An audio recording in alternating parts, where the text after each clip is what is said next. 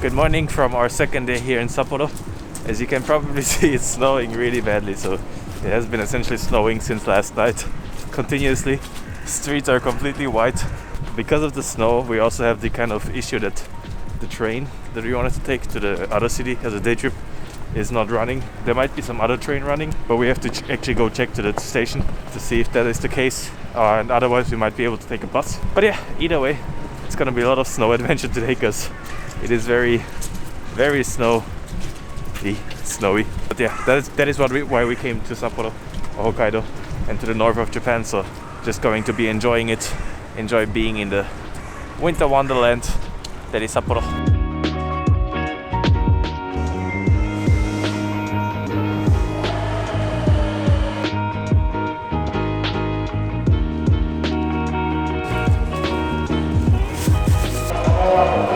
So the train turns out it is running, so we can get on it. Just need to wait for like 10 minutes and then it's off to Otaru, which is this really beautiful, picturesque canal city.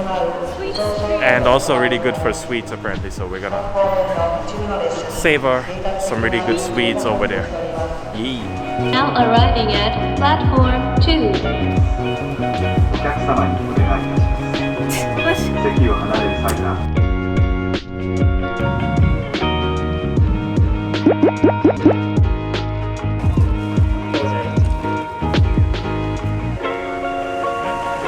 Welcome to Otaru. Made it off the train. Took around 30 minutes from Sapporo. The train ride was also kind of, I think it's usually very scenic because it rides kind of along the sea, like the ocean. But because it's completely wide out, you couldn't see the ocean for like 5 meters in front of us. Now we are in the city. We arrived at the central station, and from here it's around 10 minutes walking just down this completely straight road to the canal area. And I think it's gonna be not too many people around today because it's very snowy. Yeah, also technically still state of emergency. But yeah, there's so much snow everywhere. Like this mountain of snow around me is the same height as me. Just beautiful snow all around. Looking forward to hopefully jumping into the snow later.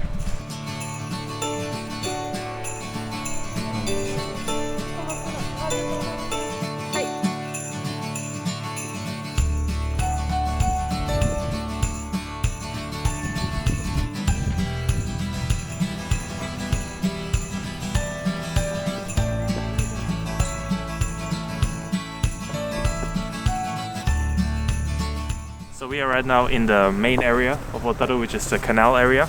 So what you can see behind me is this beautiful canal. So as I said, all of these kind of brick buildings, they were used as storage in the past. Otaru was an important kind of canal city in Hokkaido, and it was I think one of the first cities that opened to the west when Japan opened to the west, and that's why a lot of shipments came in here. And I think they wanted to originally destroy the buildings, but kind of the inhabitants of Otaru, they wanted to keep them around, and nowadays we have this beautiful waterfront with the river, and yeah, they also have illuminations at night over here. I think they also have a festival normally, but right now due to Corona I think that's cancelled. And yeah, as you can see, it's completely empty. Like we're the only people here. Normally I think this is a more busy touristy spot, but yeah, nowadays not a lot. But the atmosphere is really nice because you get the snow, you get all of the snow that's kind of falling down into the river, that's kind of creating this like ice brackets almost like on the water, which is really cool. We're just gonna stick around a little bit. It's really snowy, so it's really wet, and then continue downwards to go eat some sweets.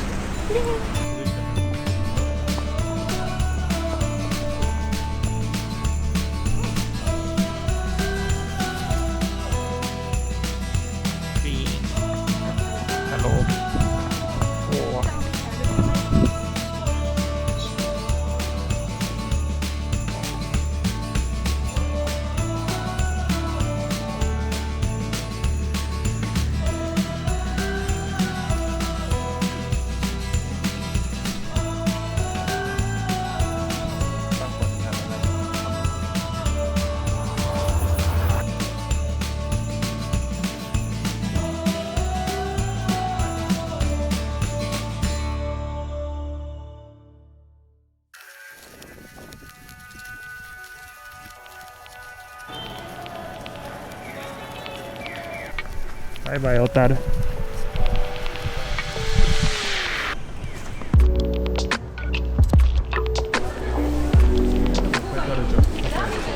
in the GR Tower again, and we're getting a little bit hungry.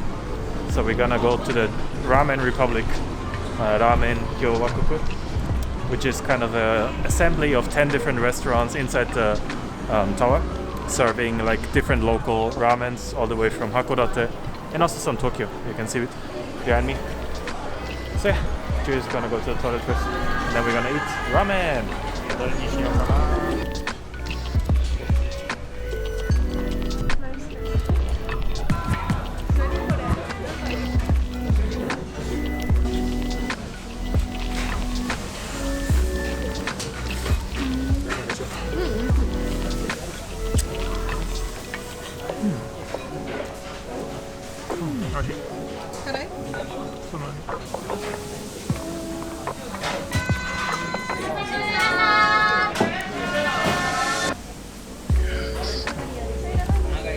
Was our lunch at the Ramen Museum? What did you think?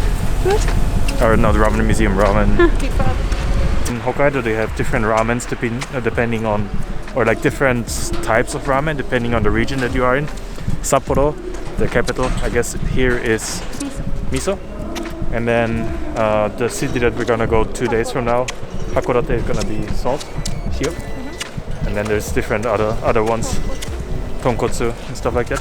But yeah, we got to try the Miso Ramen, which was pretty good. And right now we are actually waiting for our bus to go to the next spot, which is gonna be the Sapporo Beer Museum. You might know Sapporo as a famous beer brand in Japan.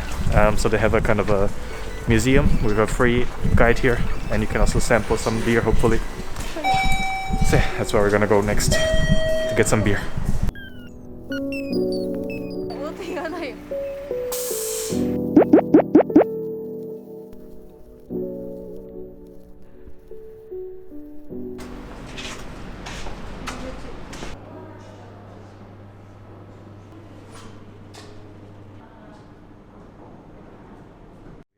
Inside the Sapporo Beer Museum, as you can see, you have a lot of exhibition around beer. The problem is, so that there are 2 tours. One is a guided tour that costs money, but the other one, which we are doing right now, is actually a free tour. So you can just walk around the museum for free, and they have these different stations where you can learn about the history of Sapporo beer and also a little bit about beer brewing. But the issue with that is that all of the signs are just written in Japanese only. So if you do not read Japanese, then yeah, it's going to be a little bit difficult to understand what they have going on. They do have kind of this flyer that you can get at the front that has a little bit written about each station at least. So not the full information, but you get kind of the gist of each station at least. So you can use that. But yeah, it's otherwise interesting to look around. They have like old posters from the old Sapporo beer times. They have like all of the old logos and just some other interesting exhibitions, also just worth looking if you don't necessarily read Japanese. After the tour you can actually go down to the beer hall and you can get some samples of the beer. They do cost money, but it's not too bad. I think you can get like the 3 main kinds of Sapporo beer sampled for around 800 yen, $8, which we're gonna try a little bit later.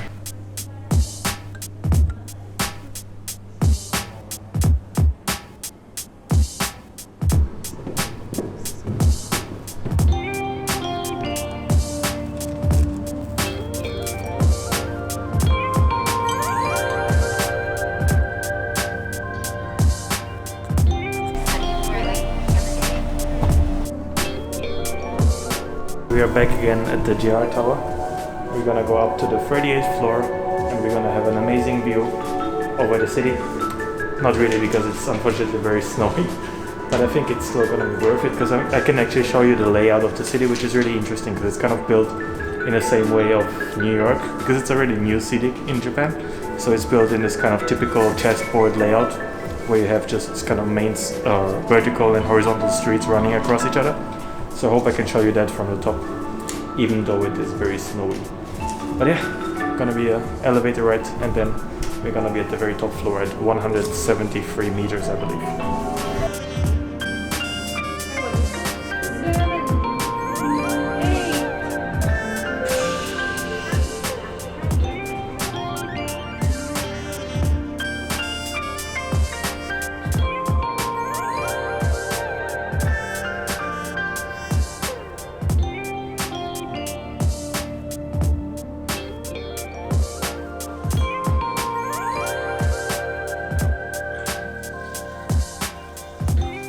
We are inside the tower on the 38th floor of JR Tower, and as you can see over here we have the beautiful view out towards Sapporo city.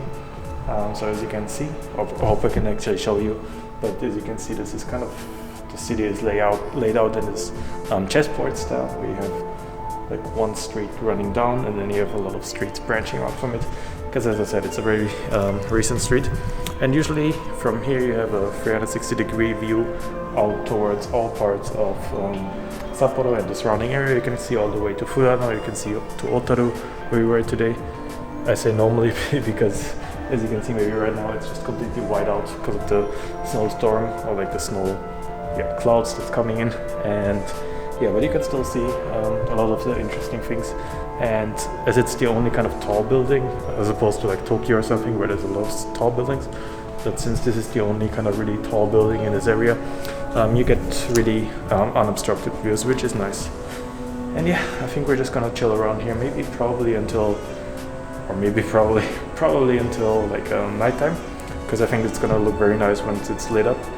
And I think it's gonna be really nice. And then for our dinner we're gonna go to another really typical place for Sapporo food.